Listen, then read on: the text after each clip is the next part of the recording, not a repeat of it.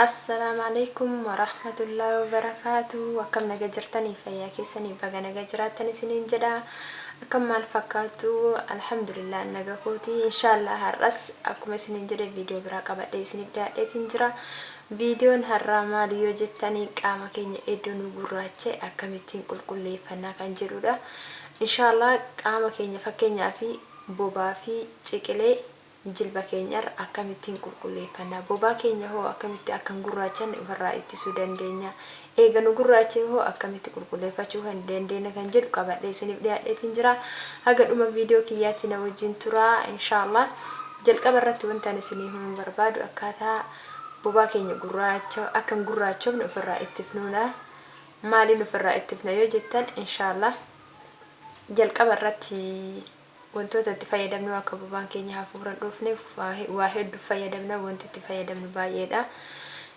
doodiraantii fi isa akkana kanneen jechaadha kan itti fayyadamnu baay'ee tokko badaadha kunneen kana garuu baay'een jaalanne doodiraantii sanuu wayyaa kun ammoo baay'ee dasnaan jennee maaliif jennaan yeroo qaamni keenya hin danfaa dhiqannee isa dibannee kaane yeroo baanutti qaamni keenya hin danfaa danfisuun deemee waliif deebi'ee akka fakkeenya xurii ta'e deebee bobaan keenya jalaa gurraachaa inshallah sanirraa kana fayyadamurraa amma wamta akkattuun fayyadamanni doodiraantii fi kanatti sin fayyadamu maaliif fayyadamtu yoo jettan yeroo guyyaa yoo danda'ame guyyaa yoo nu danda'ame qaama keenya dhiqachuu qabna yoo ammoo guyyaa qaama keenya hin dhiqanne sa'aatii uffata keenya jijjiirannutti sa'aatii uffata keenya jijjiirachuu yoo barbaanne sa'aatii uffata keenya jijjiirannutti isa kana fayyadamu irra qaama keenya akkanuma qulqulleeffachuu nuuf fayyanatti fakkaataan gara kiyya akkamittiin qulqulleeffanna yoo jettan fooxaa xiqqaa qabaachuu qabdanii fooxaa isii akkanaa ta'an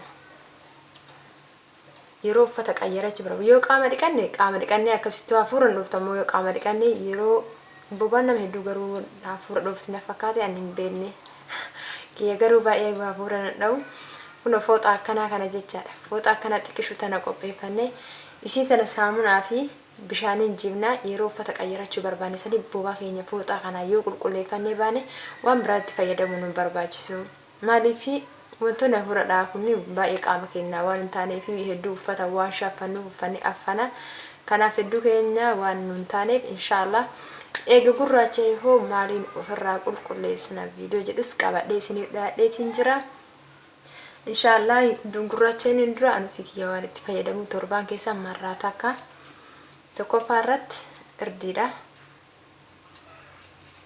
irdi fayyadama lammaffaa irratti loomii sadaffaa irratti ammoo damma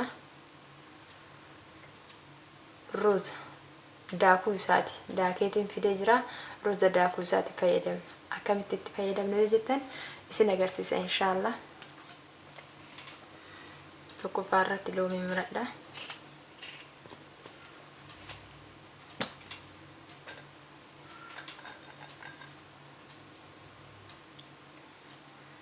isin mudhata dheetii yaada inshallah ግማሽ isii qofa fayyadame rooza daakuu isaati yoo daakuu gabaa irraa argattanii waan dukkaanii bitattan taate oma rakkoon qabu ammoo manatti daakeeti maanka kana tokko qofa itti fayyadama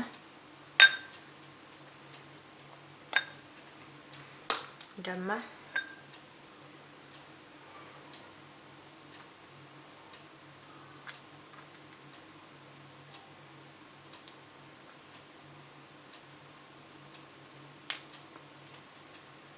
maanka tokko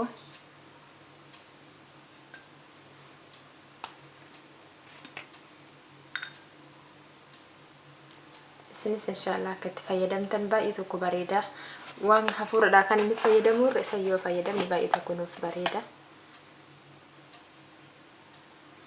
irdis maanka tokko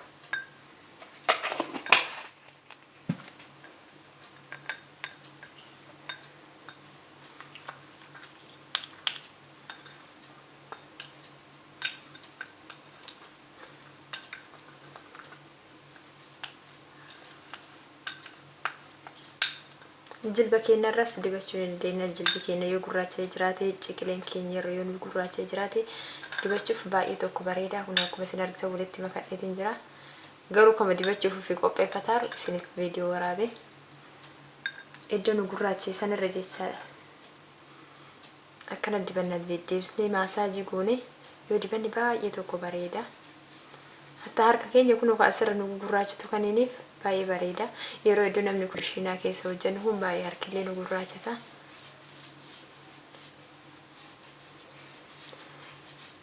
Akkana maasaajii gootan yoo dibattan baay'ee tokko bareeda. Yoo barbaadan ammoo loomii amma keessaa cuunfine san hin gannu.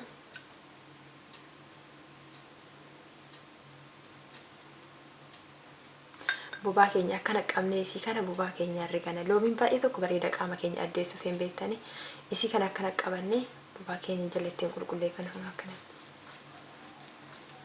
Isii waan jiidhallee qabdu baay'ee tokko bareedduudha. Ardiin akkuma beektan qaama keenya addeessuu fi bareechisuu baay'ee tokko bareeda. Hatta fuula keenyatti illee yoo dibanne bareedanne. Kamamma qaamaaf bobaa keenyaaf qopheeffanne kana fuula keenyatti illee dibachuu ni dandeenya.